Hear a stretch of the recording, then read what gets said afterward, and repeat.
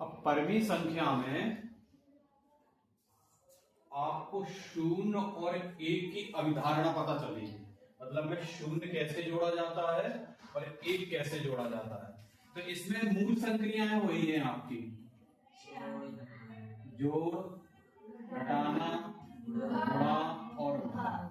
ये चार मूल संक्रियाओं में शून्य का हम देखेंगे और एक का भी देखेंगे। ठीक, वैसे भी आपने देखा होगा, चलो परिमेय संख्या नहीं देखते हम। नॉर्मल अगर हम पूछते हैं कि किसी अंक में या पूर्णांक में हम शून्य जोड़ दें तो क्या होगा, वही संख्या रहेगी। जैसे हमने लिखा है 5 और 5 में हमने 0 जोड़ा है तो क्या होगा, 5 ही रहेगा हमारा। या 5 में से हमने 0 घटाया तो हमारा उत्तर 5 रहेगा। बस यहां थोड़ा सा चेंज हो जाता है कि अगर हमने इसमें गुणा किया है किसी भी पूर्णांक में या प्राकृतिक संख्या में तो उसका उत्तर 0 कर देता है। ये बड़ा खतरनाक होता है 0। ठीक है, अगर किसी के साथ मिल जाता तो उसको कोई फर्क नहीं पड़ता, तुम जैसे हो वैसे ही रहने दो। किसी के साथ नहीं भी मिले घट जाए, मतलब नहीं मिल रहा है तब भी वही रहेगा। और किसी के साथ अगर रहने लगे तो उसको बर्बाद जरूर करेगा, अपने ही जैसा कर देता है। तो ये गुणांक हो जाता है। ठीक, अगले वाले में अब देखो ध्यान से समझेंगे, ये आपकी इस संख्या को ऐसा लिख सकते हैं। तो ये क्या है, आपकी परिमेय संख्या है? क्यों नहीं? नीचे क्या है ये? क्यू का मान 0 नहीं होना चाहिए। यही तो कहता है परिमेय संख्या, लेकिन इसमें 0 है। अब इसका भी उत्तर 0 ही आएगा, देख लेना। अभी 0 का पहाड़ा पढ़ो 5 बार, कितना आएगा? 0 1 0 5 रहेगा। ठीक, फिर जाएगा 0 1 0, तो उत्तर हमेशा कैसा रहेगा? 0 की तरह रहेगा। ठीक है, ये मतलब इस तरीके की संख्या को हम क्या कहते हैं। अब तो थोड़ा सा इसको अपोजिट लिखते हैं।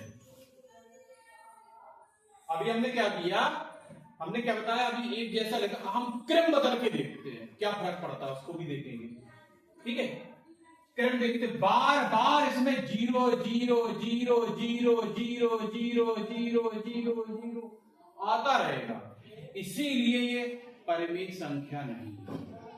बार बार करेंगे फिर 0 हो जाएगा, हो जाएगा भाई। तुम कितना भी, चलो ठीक है, यहां अगर हम 5 लिख दें तो 5 का गुणा फिर 0 में करो तो अभी 0, तो 0 0 0 0 0 0 या 5 5 5 5 कोई फर्क नहीं पड़ेगा। 10 10 10 10 2 2 2 3 3 आते रहेंगे, उसका कोई लिमिट ही नहीं होगा। तो ऐसे जितने भी उत्तर आते तो अपरिमेय संख्या कहलाती। क्या कहलाती है? अपरिमेय। मतलब में इसका हमें समझ में नहीं आ रहा सर जी, इसका हिसाब ही किताब समझ में नहीं आ रहा कि 0 बार जाएगा 0 बार जाएगा 0 बार जाएगा 0 हो जाएगा, जाते चलो जाओ, अभी भी चलो। अब जस्ट इसका उल्टा करके देखते, क्रम बदल के देखते हैं। देखो जैसे 0 लिखा है, 0 में हमने 5 जोड़ा तो 5। अगर 0 में से हमने 5 घटाया तो ऋण 5। 0 में हमने 5 का गुणा किया तो 0, और अगर हमने 0 में भाग दिया 5 से तो 0। अब इसको देखिए, अब 5 का भाग देना है कितने में? 0। चलो कितनी बार गया? 0, और 0 को गुणा 0 में करो तो 0। देखो इसमें कोई शेष नहीं बच रहा है, इसलिए इसका उत्तर यहां 0 हो गया, 0 हो गया। लेकिन इसमें हर बार शेष बच रहा था आपका 5, जो करके देख लो, फिर 0 हो जाएगा, फिर 5 बचेगा, फिर 5 5 5 5 5 शेष बचता चलेगा। तो शेष बचता चला जाएगा तो भैया करते चले जाए, करते चले जाए, करते चले जाए, करते चले जाए, करते चले जाए। चलो 5 बार, क्योंकि इसका पता ही नहीं चलता, अंक नहीं है, 0 है, तो ये अपरिमेय संख्या हो जाती है। ये आपकी परिमेय संख्या है क्या? देखो अच्छा, 0/5 ये है परमेय संख्या है, क्योंकि ये इसके नियम को फॉलो करता है। Q बराबर इसमें जीरो नहीं है, नीचे जीरो नहीं है लेकिन ऊपर है। तो ऊपर अगर जीरो है तो वो आपकी परमेय संख्या है। कितनी भी परमेय संख्या हो वो ऊपर की तरफ आती रहेगी। ठीक, अब जैसे आपके देखो प्रश्न है, प्रयास कीजिए में दे रहे हैं, देखो ध्यान से देखेंगे। 0/5 क्या परमेय संख्या है? यस। 0/1 ये भी परमेय संख्या है। 0/10 ये भी परमेय संख्या है। 0/3 लेकिन इनके उत्तर कितने आएंगे? सबके जीरो ही आएंगे। इसके उत्तर हमेशा जीरो ही आएंगे। जैसे 0 बटे पहली संख्या में क्या लिखा है? 5। तो क्या किया कि 5 का भाग दिया है 0 में, तो कितनी बार गया? 0 कट गया, खत्म। तो 0 उत्तर आया कि नहीं आया? ठीक। और 0 आपका पूर्णांक भी है, परमेय संख्या भी है। तो सर जी 0 कैसे परमेय संख्या है? तो 0 के नीचे 1 को मान सकते हैं। वो भी परमेय संख्या 0/1 परमेय संख्या होती है, क्योंकि नीचे वाला 0 तो है। ठीक है, वो 1 का भाग देके देख लो, यार उत्तर 0 हो। चलो ये देखते हैं, इसका उत्तर भी यही होगा। 0 एकम, इसका गुणा इसमें कर दो 0, तब भी उत्तर हमारा 0 है। वो भी परमेय संख्या के रूप में है। ठीक, तो इनके उत्तर भी 0 0 आएंगे। सरल करो, उसमें लिखा है सबके उत्तर क्या आएंगे? माइनस में है, कोई फर्क नहीं पड़ेगा। चलो ठीक है, 0/-3 लिखेंगे, तो -3 का भाग देके देखेंगे। चलो 0 लिखा है।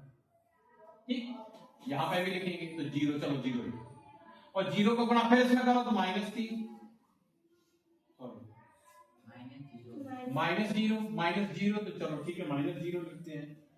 और माइनस पहले से और लगा दो तो 0 0 जोड़ो, चाहे कितनी बार 0 0 0 0 जोड़ो तो 0 0 0 0 0 को मतलब 0 0 में से 0 घटा 0 0 0 0 तो 0 ही होता है। तो कहीं पे भी हो, माइनस में भी है तब भी उत्तर उसका क्या आएगा? 0।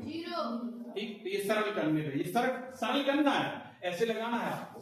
0/5 क्या लिखेंगे? परमेय संख्या है,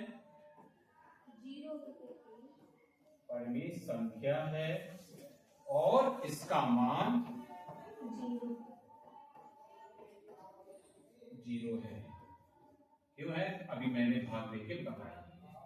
ठीक, ये करना भी है। अच्छा, अभी हमने योग का भी बताया। योग का तत्समक अवयव, योग में भी तत्समक अवयव देखेंगे। चलो देखते हैं कैसे। कि योग में अभी नॉर्मल हमने बताया था कि 5 में 0 जोड़ो तो वही संख्या आती है।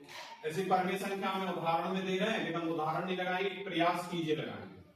प्रयास कीजिए 27 पेज पर, पेज नंबर 27, उस पर है -3/5, उसमें 0 जोड़ो या ऐसा लिख दें।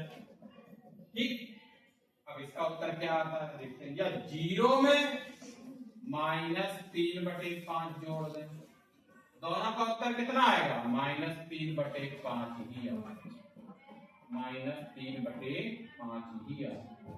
तो इसको क्या कहते हैं? योग का तत्समक रूप। कौन सा रूप? कभी कभी लिख के आ जाए कि इसका योग का 0 में तत्समक अवयव क्या होते हैं, तो वही होता है जो उसमें दिया गया हो। क्या होगा? जैसे क्या दिया गया था? -3/5 ही होता है। ठीक, उसका ही होता है। तो योग के रूप में है ये। ठीक, दूसरा अगर ये गुणा के रूप में हो तो अभी हमने बताया था आपको, वो खतरनाक कर देता। गुणा में क्या कर देता है? वो ज्यादा खतरनाक, शून्य कर देता है। जैसे हम यहां चलो लिख दें P/Q लिख दें और गुणा को निशान लगा दें, क्या हो जाएगा इसका उत्तर? 0। अगर यहां हम लिख दें अनुराग और गुणा को 0 तो क्या निकलेगा उत्तर? इतना खतरनाक होता है। यहां लिखते हैं, यहां लिखते हैं पृथ्वी और 0 के साथ गुणा कर दें तो इसका उत्तर भी अगर जोड़ रहेगा तो अनुरागी रहेगा, माइनस रहेगा तो अनुरागी रहेगा। जैसे हमने यहाँ लिखा x, x में 0 जोड़ो तो x, लेकिन x में गुणा 0 का करो तो कुछ समझ में आ रहा है कि p बटे q में बटे परिमेय संख्याओं में भी है, अगर वो 0 के साथ गुणा हो रहा है तो उसका उत्तर भी 0 ही होगा। जैसे देखो उदाहरण में तुम्हारे सवाल दिए गए तमाम सवाल दिए गए, क्या दे रहे हैं, लड़के 5/6 गुणित 0, देखो उसका उत्तर कितना आएगा, 0 ही आया कि नहीं आया। ऐसे देखो प्रयास कीजिए, आपके 5 का गुणा 0 में, इसका उत्तर माइनस में हो, कुछ भी लिखा हो, सबके उत्तर 0 ही आते हैं। 0 गुणित -3/4 सबसे आखिरी वाला, उसका भी उत्तर 0। ठीक, अच्छा ये तो सब 0 की हिसाब किताब हो गया, घटाना भी पता चल गया, हमने तो व्यवहार में भी बता दिया, तो 0 का तस्मा का भी आता। अब 1 की क्या भूमिका होती है, 1, इसकी भूमिका 1, चलो 1 देखते हैं।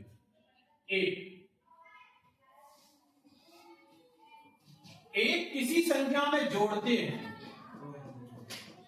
तो आगे की संख्या क्या देता है, उसका अनुवर्ती संख्या हो जाती है। अगर 1 घट जाता है तो उसकी पूर्ववर्ती आती है, और 1 के साथ अगर हम गुणा कर देते हैं तो भैया आपको बर्बाद नहीं करेगा, वही रखेगा, और अगर हम भाग कर देते हैं भैया तब भी आपको बर्बाद नहीं करेगा, वही रखेगा। उल्टा करके देखेंगे, चलो 1 के साथ 5 जोड़ देते हैं तब भी उत्तर हमारा 6 रहेगा, 1 से 5 घटा देते हैं तो उत्तर हमारा -4, और 1 का गुणा 5 में करते हैं तो उत्तर कितना 5 रहेगा, और 1 में भाग देते हैं तो चलो देखते हैं इसका उत्तर क्या आता है। अब देखते हैं, 5 का भाग देते हैं 1 में, नहीं जा रहा पारा, नहीं जा रहा तो क्या करते हैं, दशमलव लगाया, ये हमने दशमलव लगाया तो क्या बढ़ गया बेटा 0। अब 5 की पारी में 10 आती है, कितनी बार 2 बार, और यहाँ क्या लिख देंगे, तब हमारा उत्तर कितना आया है 0.2 आया तो है, आया कि नहीं आया, या इसी को ऐसा लिख सकते 1/5, ये भी परिमेय संख्या है हमारी, ये भी परिमेय संख्या होगी।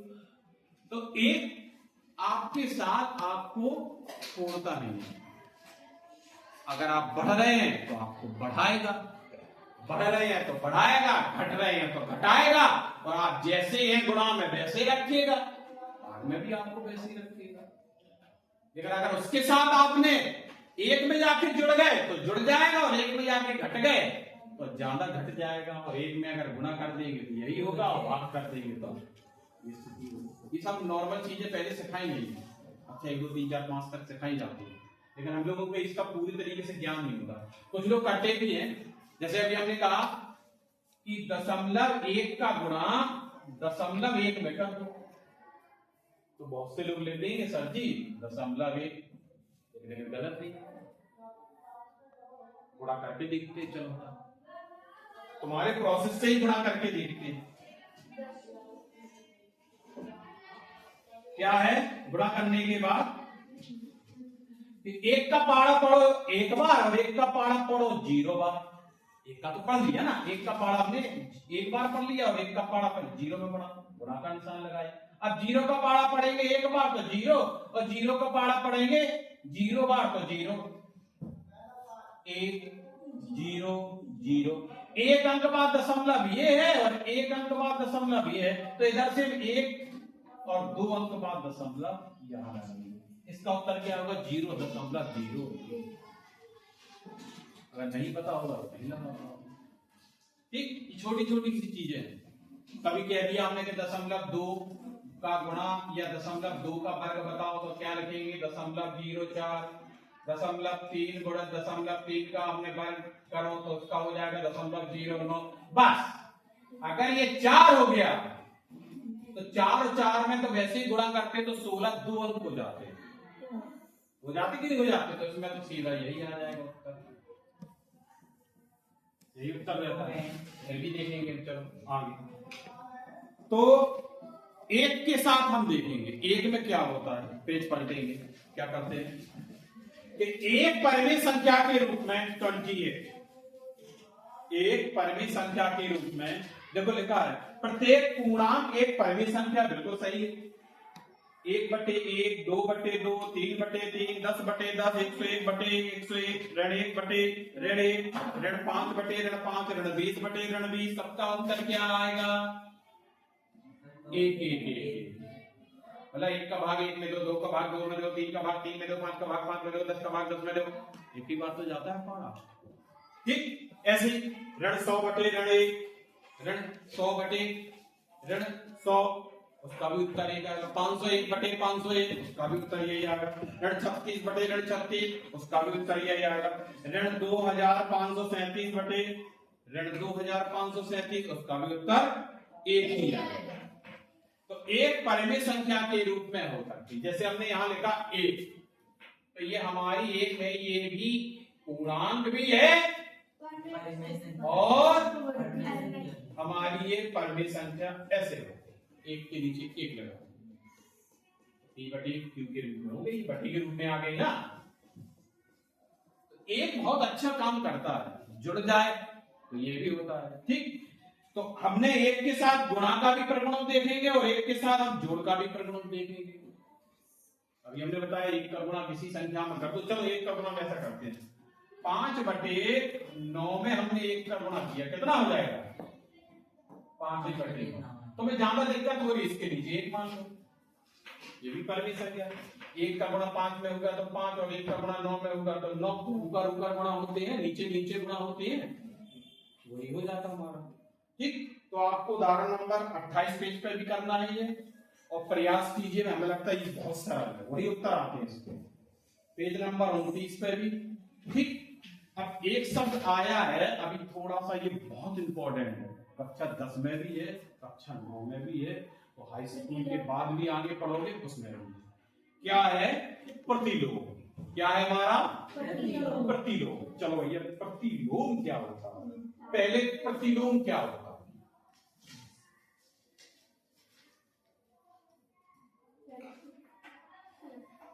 प्रति का मतलब प्रति, लोम उल्टा, विलोम, उसका लोम, विलोम देखा आपने, अपोजिट। ठीक, अब ये होते हैं मुख्य रूप से दो प्रकार के। कितने प्रकार के?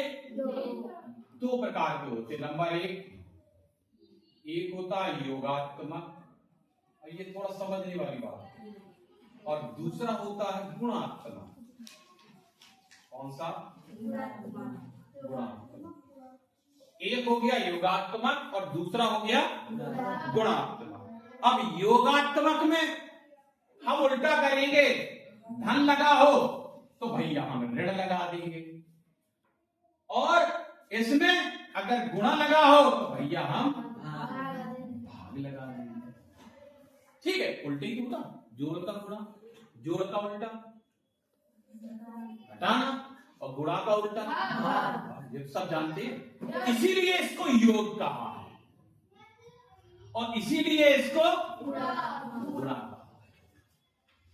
ठीक, जैसे हम नॉर्मल, चलो पूर्णांक में बात करते हैं कि पूर्णांक में आपकी संख्या हमने यहां लिखी 9। 9 किसकी है? धन या ऋण? धन में। इसका सीधा लिखा हमने कि बेटा बताओ बेटा इसका योगात्मक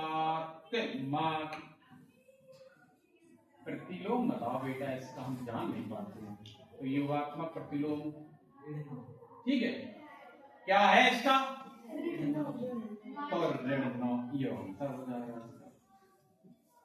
अगर इसमें बटे लगा हो तो भैया हम बटे लगा देंगे। अब दिमाग ये ना चला जाए तो सर जी आपने तो बटे कही थी, जहां में तो भाग लगा तो हम गुणा को निशान लगा देगा सर।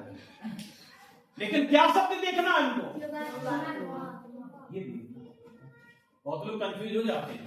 अगर हम यही लिखें आपको, चलो ठीक है कि हमने कोई संख्या लिख दी यहां पर, अब दोनों के आंसर इकट्ठे बता दो। जैसे कि आप कोई प्रयास कीजिए होगा, उदाहरण के तौर पर देख लो, निम्नांकित को जोड़िए, निम्नांकित को जोड़िए। देखो एक धन में है और एक ऋण में है। जैसे हमारे पास 5 रुपए हैं, ये धन में है और 5 रुपये ऋण में है। अब इनको जोड़िए कैसे? 5 धन ऋण 5 और धन ऋण संज्ञा लगो है तो ऋण ही हो जाए। तो 5 में से 5 गो बेटा 0 हो गया। लेकिन निशान तुम्हारा ऋण लगाता हो, क्या कह रहा है कि जोड़िए।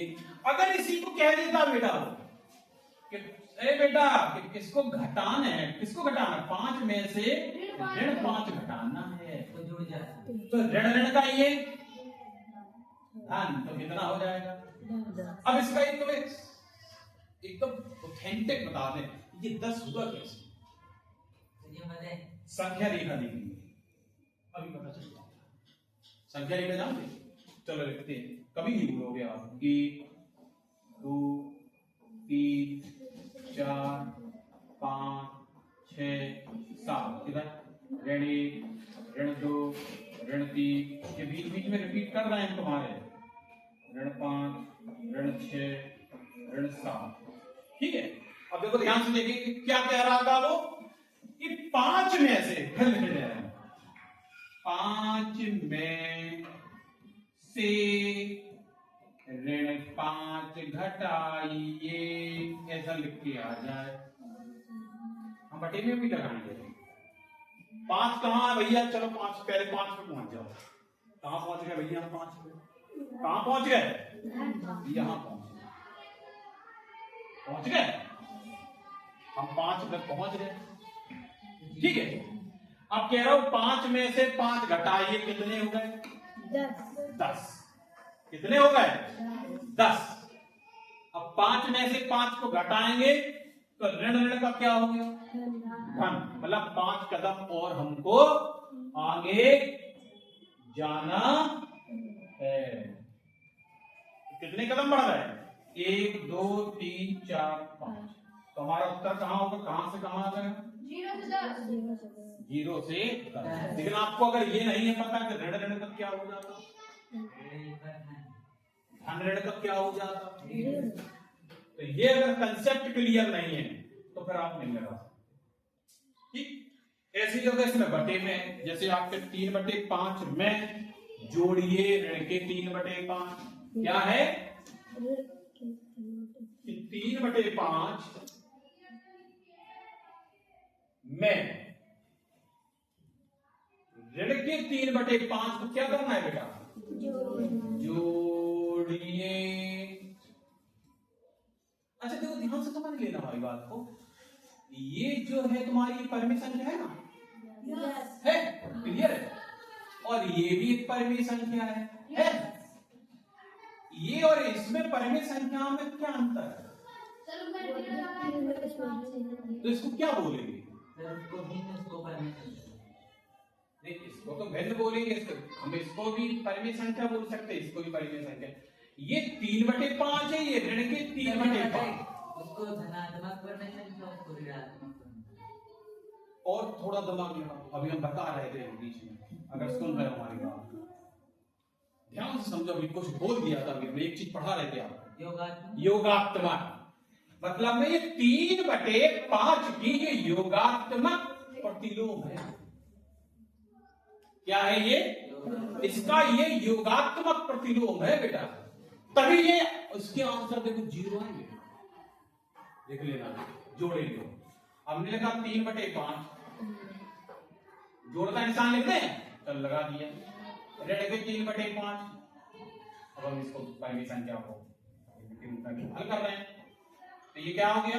ऋण हो गया 5 5 3 3 0 5 0। हो गया कि नहीं हो गया? जैसे यहां लिखे हम 12 में ऋण 12 जोड़िए, यही है। तो लिखा 12 धन ऋण 12 कितना हो गया? 12 ऋण 12 कितना हुआ? 0। ठीक, यही पूरा कंसेप्ट है इसमें। उदाहरण नंबर 1 उदाहरण नंबर 2 पेज नंबर, अब ऐसे देखो आपके पेज नंबर 30 पे भी दे रहे हैं। 30 पे देखो प्रयास कीजिए, दे रहे हैं, दे रहे हैं, दे रहे हैं कि नहीं दे रहे हैं? तो एक चीज हमें समझ में आ गई बात, ध्यान से मतलब क्या कहने वाले हैं कि अगर किसी संख्या का योगात्मक प्रतिलोम है, किसी संख्या का योगात्मक प्रतिलोम है, अगर उसको हम जोड़ देते हैं तो वो शून्य हो जाता है। हाँ, अगर उसका जोड़ना है तो शून्य होगा, वो घटा दे तो दुगना हो जाता है। देखो अभी इसमें क्या शब्द लिखा है? जोड़िए। अब इसी की जगह पर हम थोड़ी देर के लिए क्या लिख दें? घटाइए। बात को समझो, अगर गणित समझ में आ रही नहीं आया समझ में तो देख लो करे कि यहाँ आने के बाद सर ने कौन सा पॉइंट कही थी, काम की बात है। अच्छे से अच्छे अध्यापक नहीं बना पाते, ये हो क्या रहा समझ में नहीं आ रहा। हमें जब तक मालूम नहीं हो कि आटा गूंथने में कितना पानी लगना है, उसके लिए आप क्या करते हो? या तो अगर आपने पहली बार डालना है तो पूरा पानी डालना है तो आटा का हलवा से बेकार हो जाएगा तो घोरा हो जाएगा। लेकिन अगर आपको अंदाज नहीं होता तो आप क्या करते? धीरे धीरे करके पानी डालते उसमें। हाँ अब थोड़ा सा टाइट है, अब थोड़ा सा, अब ठीक, अब रोटी इसकी लग जाएगी। ऐसे इसमें अगर आपको गणित में कंसेप्ट क्लियर नहीं है, खूब पढ़ते चले आ रहे हैं, हम तुम्हारा सब लिखे हुए हैं, कक्षा 6 में तुम्हारी स्थिति क्या थी सबका लिखे हैं। किसी को 20 तक पाड़े याद नहीं है, जोड़ नहीं आते, किसी को घटाना नहीं आते, और जब तुम 8 पास करके जाओगे तब पता चलेगा कि तुमको क्या आता है, तुम्हारी औकात पता चल जाएगी वहां कि तुमने 3 साल में क्या सीखा और 5 साल में तुम क्या सीख के आए। इधर भी देखो क्या शब्द लिखा? घटाइए। तो 12 में क्या करना है? ऋण 12 घटाना है। तो 12 ये हो गया, 12 12 जुड़ गए, कितना हो गया? दुगना हो गया 12 से दुगना। इसको भी करके देखिए, इसको भी करके देखिए, चलो इसको भी करके देखिए।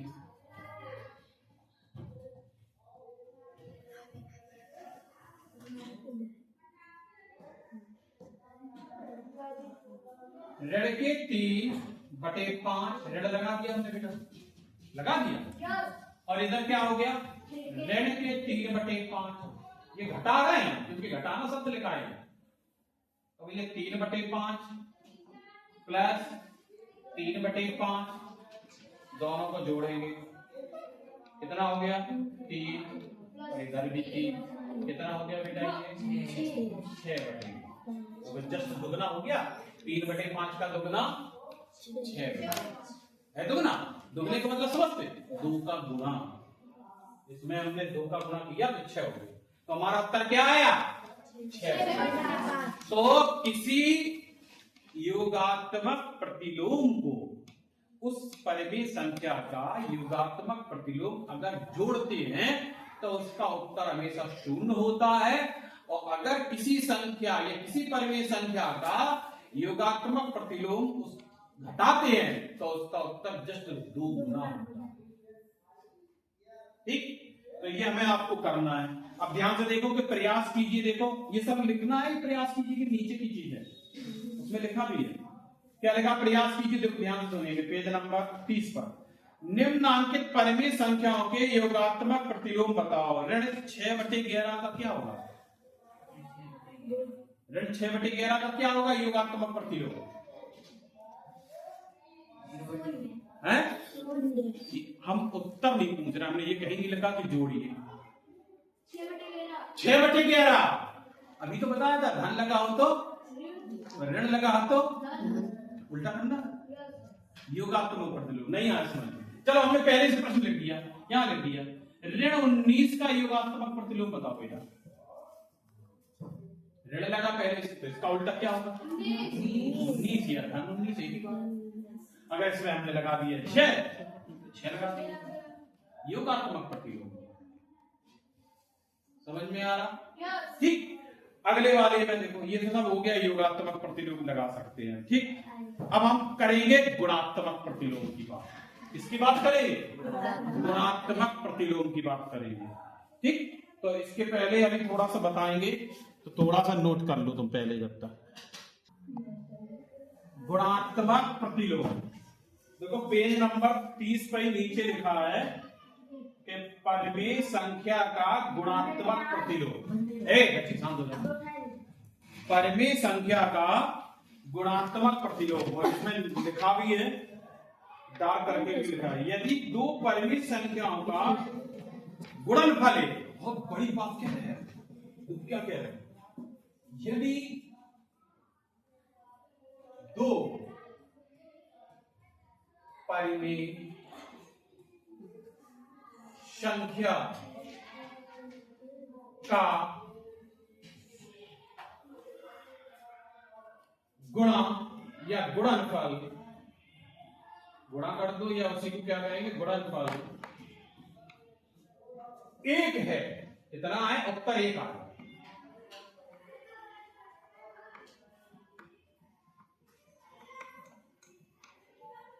तो वो एक दूसरे का गुणात्मक प्रतिलोम कहलाती है, ठीक है। क्या कहलाती है? एक दूसरे का गुणात्मक प्रतिलोम कहलाती है। अच्छा ध्यान से समझना। उदाहरण पर हमने कोई अपने मन से हमने अंक लिखा, चलो यहां 6 लिख लो। अब कह दो इसका गुणात्मक प्रतिलोम, ये भी एक पूर्णांक संख्या है कि नहीं है? परिमेय संख्या है कि नहीं है? है? नहीं है तो बना लो, कितनी देर लगेगी? परिमेय संख्या बन गई। अब ध्यान से देखेंगे इधर कि यहां 6 में 1 से भाग दे रहे बेटा, क्या दे रहे? भाग दे रहे, दे रहे ना, पक्का है। इसमें जस्ट उल्टा हो जाता है। अब उल्टा कैसे हो जाता है कि 6 इधर रहेगा और इधर 1। कहने का मतलब है कि इस वाले 6 को इसका गुणात्मक प्रतिलोम 1/6 हो जाए। देखो इसको 1/6 लिखेंगे, लिखेंगे कि नहीं? 6 का जस्ट उल्टा, 6 गुणा में है तो 1 के साथ, इधर 1 के साथ गुणा में है बेटा, 1 के साथ दिख नहीं रहा है, लेकिन अब 6 1 के साथ भाग में आ, जस्ट उल्टा हो गया, क्योंकि इसमें नियम क्या कहता। अच्छा बिंदु देखो इसका भी उत्तर ये 6 है, चलो यहां 6 रख दे रहे बेटा, और ये क्या है हमारा 1/6। अब क्या लिखा? यदि दो परिमेय संख्या का गुणनफल, इनके बीच में लगाए दे रहे हैं हम गुणा, और इसके नीचे माने दे रहे हैं 1, तो इसका उत्तर कितना आएगा? 1। देखो 6 से 6 कट गया, कितनी बार? और 1 का गुणा होगा 1/1 बराबर 1 आया। जस्ट उल्टा करके देखिए। चलो अपने मन से लिखें कोई परिमेय संख्या, यहां लिख दे रहे हैं 9/7 लड़के 9/7 हमने लिखा। अब इसका गुणात्मक प्रतिलोम, योगात्मक नहीं कह रहे, क्या? गुणात्मक प्रतिलोम। गुणात्मक प्रतिलोम में क्या हो जाता? 7 और 9, देखो जस्ट उल्टे होता नहीं होता। हम जैसे किसी संख्या को बोलते थे कि आपको गुणांक सिखाते थे भिन्नों में, कि आप जहां भाग का निशान लगा है अगली वाली संख्या गुणा का निशान लगा के उल्टी कर दो। कहते थे नहीं कहते? कि अगर आप भिन्न हल कर रहे हैं, अगर उसमें भिन्न में भाग है तो उसको उल्टा कर दो। अब इन दोनों का गुणा करते हैं, ये वाली संख्या लिखी है हमारी, क्या लिखी है? ऋण के 9/7 गुणा का निशान, इसको भी लिखेंगे 7/9। कितने ऋण हो गए? 2। 7 से 7 कट गया, 9 से 9 कट गया, कितना आया उत्तर? 1 आया एक उत्तर। तो गुणात्मक में समझ में आया। गुणात्मक में अगर यहां ऋण लगा है तो ऋण लगा रहने दो, इधर भी ऋण लगा है, इधर भी लगा देंगे, बस हमको संख्या को पलट देना। पलटना है। एक शब्द लिख रहे हैं उल्टा पुल्टा, या उल्टा, उल्टा। या इसी को क्या कहते हैं, उल्टा कर दो, पलटना, पलट दो। जहां अंश है वहां हर कर दो, जहां हर है वहां अंश कर दो, उल्टा कर दो। ठीक, किताब में भी यही है, देखो। और सबके उत्तर क्या आएंगे गुणा करने के बाद? एक ही आएगा। आपके देखो पेज नंबर 31 में दिख रहे होंगे ऊपर, देखो 5 उदाहरण नंबर 1, देखो आखिरी में ऋण 5 का गुणा 1/5 में होगा, देखो आखिरी में उत्तर एक ही आया। इसमें भी ऋण के 5/8 का गुणा 8/5 में होगा, उल्टा कर दिया। इनका भी उत्तर एक ही आया है कि नहीं आया? तो आप प्रयास कीजिए, ये तीनों कर सकते हैं। इनका भी उत्तर कितना आएगा? एक ही आएगा। ठीक है, और देखो यहाँ लिखा भी है नीचे, प्रयास कीजिए के नीचे ऋण 5 का गुणात्मक प्रतिलोम 1/5। ठीक है, और दोनों का गुणा करने के बाद क्या आया? ठीक, ऐसे ऋण के 12 के 7 का गुणात्मक प्रतिलोम ऋण के 7/12। तो इसका भी उत्तर देखो गुणा करने के बाद एक आया है। तो इनको भी कर सकते हो, प्रयास कीजिए। में किसी को दिक्कत? पेज नंबर निकालो 32। 32 में ऋण 4 लिखा है। क्या लिखा है? ऋण 4। इसका गुणात्मक प्रतिलोम, हाँ 1/4। गुणात्मक प्रतिलोम बताना है, ना कि उत्तर निकालना। एक आ जाए, ऋण 4 1/4। बताओ सही से। ऋण 4 का गुणात्मक प्रतिलोम, अच्छा अब बताओ। 1/4। हाँ, कितना समझाए लेकिन दिमाग पता नहीं क्या फर्क आया है तुम्हारे दिमाग में। समझोगे तो समझ में आएगा, नहीं समझोगे तो समझ में नहीं आएगा। समझ में आया? ऐसे कर लोगे ना कि 6/7 का 7/6, 8/9 का 9/8।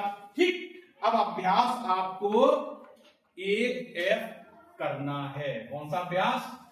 अभ्यास 1F करके आना। ठीक है,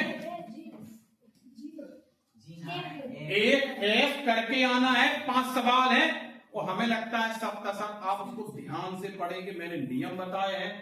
एक्सरसाइज के जितने सवाल हैं 5 सवाल है, इसको करके आना और कल फिर और मजा आएगा पढ़ने में। चैनल को सब्सक्राइब करो और लाइक करो। आज बहुत मजा